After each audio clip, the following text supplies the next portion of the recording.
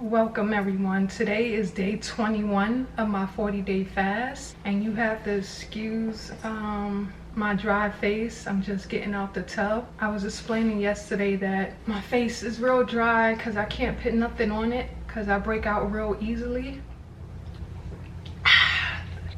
That was cold and refreshing. You know, I was thinking about today in the American educational system, when we're taught about slavery and Black history, we're taught from where slavery started as if that's our whole history, and we're not taught the real history of Black people, of our people.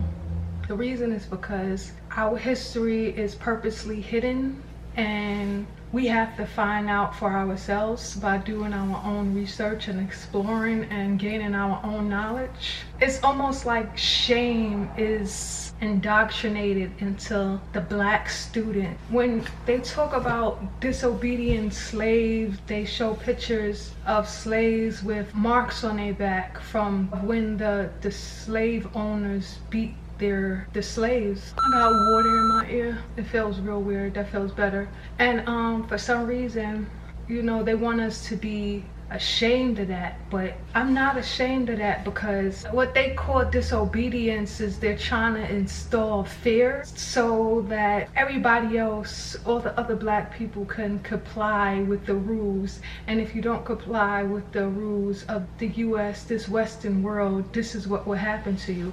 But that's not shame. Each of those marks on those slaves, on those hard laboring people, are because they was fighting, because they know what was going on was wrong, and they didn't want to take it. When I see pictures of the labor workers with marks on their back, I feel pride, because I see someone that's very defiant. I see someone that with courage. I see someone who wasn't afraid to stand up for what they believed in, no matter what the repercussions were, and to say, I'm not taking it. To me, the more marks equals the more courage and the more bravery, and I am proud of each of those marks on all those hard laborers' backs. I see those marks and I'm proud to be of this color. I see those marks and I want to do my own research into the history of my people.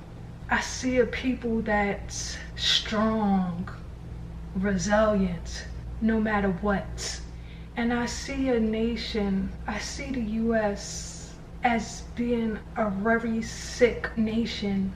To want to hurt someone like that, to want to treat someone like that, isn't right. And then I think about, I have to look beyond color, because that's ignorant to just look at it because it was color. When someone is sick, when you have a nation of people that's sick, they're just sick. They don't have any type of morals, even though they like to say they do. But they won't only do this to people of different color. They would do this to people who are the same color.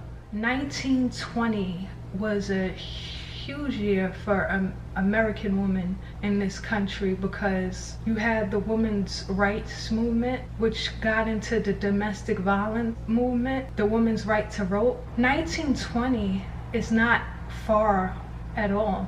I mean, I was born in the 1900s. 1920 is just 100 years ago. Just 100 years ago, it was legal for husbands to beat their wives. White women, they couldn't do nothing about it. They couldn't go to the cops. They couldn't do anything. They had no rights. They couldn't vote, nothing. And then Black people decided to fight for their right to vote, and they got their chance to vote.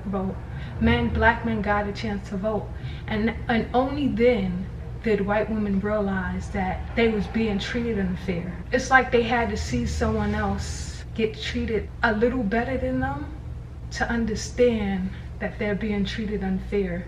They'll do this to their own people. It doesn't matter what color you are. People are truly sick. I don't care how you dress. You throw on a suit and tie and you want to call yourself civilized and you want to try to be an intellectual, but you do things like that. The nation was built on things like that. It doesn't matter how tight your tie is. It doesn't matter how custom fitted your suit is. Sick is sick and you can't cover it up. Everyone must heal. It's not just people of color. It's all colors, white colors, any color, brown, whatever you want to call it. I hate this color stuff. People, period, in general, everyone has healing to do. I'm healing, everyone is healing. Everyone is at different stages. This isn't no competition, it's just everyone is healing and that's just the way it is. How can you do that to people and try to bury it? You cannot heal unless you admit to your wrongdoings. You can't heal from it. You can't sweep it up under a rug and pretend it didn't happen. You can't put a different story in the textbooks so to make yourself feel better as a nation. You will never heal like that. Just admit it. Not for us, for yourselves. Don't you want to heal? Don't you want to do better? How can you treat your woman like that? We're all here through a woman. Each and every one of us came here the same way, through a woman. How can you treat your woman like that? There's a lot of things that was legal 100 years ago, 200 years ago, that today just seems absolutely crazy to even think of today. One last thing I would like to say before I get out of here is sometimes when you're in a toxic relationship, which is the relationship that the USA have with the people, and I guess the people have with governments all over the world. When you're in that type of relationship, sometimes it's hard to see. Some people weren't whooped. Going back to slavery, I'm talking about all races, different colors, white, black, whatever, brown, whatever. You see no whips on their backs, you see no marks on their backs. It's because they was very submissive. That's why. Some people you don't have to beat into slavery. Black people was beaten into slavery because they didn't stand for it. That's why. If we was as submissive as the white American woman, we wouldn't need to be beat. Think about that. And again, I just want to show gratitude for all those textbooks that showed me slaves with beaten backs because they thought it was going to frighten me.